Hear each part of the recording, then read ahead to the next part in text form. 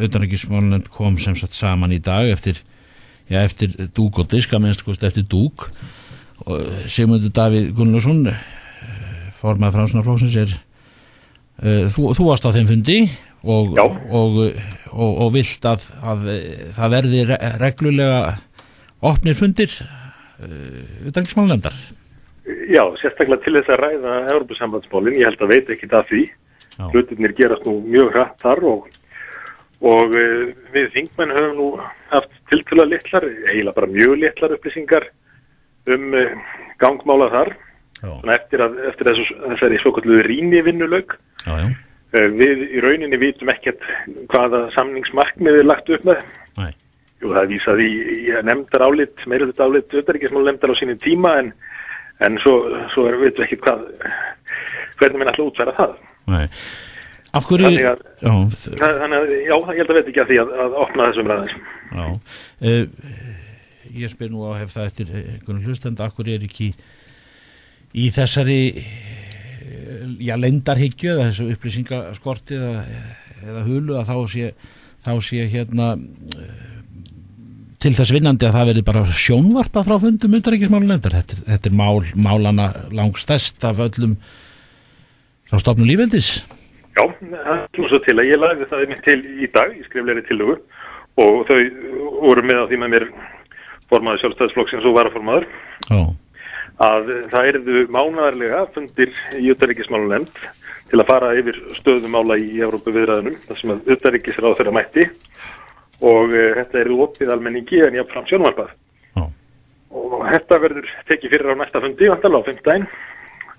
Og ég ekki hvers vegna menn ætti að standa gegn þessu. Það voru nú mikil fyrirheit gefin það að þetta er allt saman svo opið og lýðræðislegt þegar lagt var á staði þennan leiðangur. Svo leiðis að það að fara að ræða þetta á einhverjum lokuðum fundum myndi skjóta skokku við. Já. En ef maður lítur svona yfir þessi Evrópumál frá sjónarhóli fjölmiðla sem að leita að upplýsingum, af hverju þessi að þínu mati sem myndur þessi leynd yfir þessu í raun og veru? Ég held að sé aðalega 2 ástæður fyrir því. Hérna heima við hjá stjórnmálamönnum og embættismönnum sem að að sjá þetta, þá þykir mönnum svona nægilega að hafa hlutina hjá sér til þess að skapa ekki allt of mikla umræðu, jafnvel deilur mála meðan að verður ræða þau. Og hinum megin hjá Evrópusambandinu held ég að þetta sé bara orðið mjög ríkjandi kúltúr að vera ekkert að upplýsa meira heldur en að krestir út úr þeim.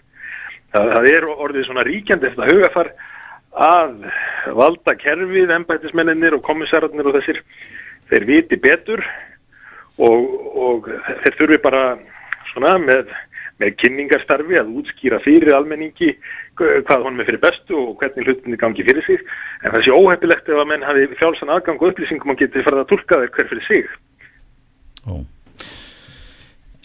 Eitt að lokum Sigmundur Davíð Gunnlaugsson, við vorum að velta því hér upp með hlustendum hvað það væri brýnast nú þegar að það haustar og þing kemur nú saman í september hvaða mál eru frá þínu sjónarhóli brýnast að taka á föstum tökum þegar þing kemur saman? Hver er svona forgangslistin í þínum huga í þeim efnum?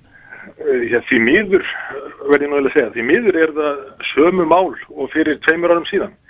Það eru skuldamálin sem að ennþá eru í einhvers konar biðstöðu. Heimilum. Bæði hjá heimilum og hjá fyrirtækjum. Og þetta með fyrirtækin tengist hinu stóra málinu sem við þurfum að taka á sem eru atvinnumálin.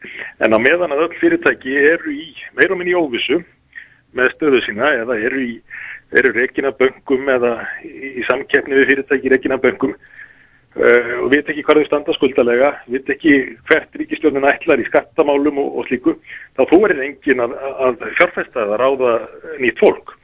Svo leiðis að það er þetta tvennt, það er bara, í rauninni bara einn hlutur, það má taka þetta saman í því að það þarf að draga úr óvissunni. Heimilin og fyrirtækin þurfa að fá að vita hvar þau standa og svo staða verður að vera þannig að það sé hægt að vinna sér út úr að minnstakosti. Því að ég held að menn hafi allan tímanum verið tilbúinir til þess að leggja töluvert á sig til þess að vinna sig út úr vandanum, bara þeir fá að sjá til lands. En það hefur vantað. Þannig að við þurfum að skýra stöðuna, það þarf að komast niðurstaða í þessi skuldamál og einhver stöðuleiki í pólitíska umhverfi, skattastefnu og þessi framtíðarsýn sem hefur verið svo mikil skortur á.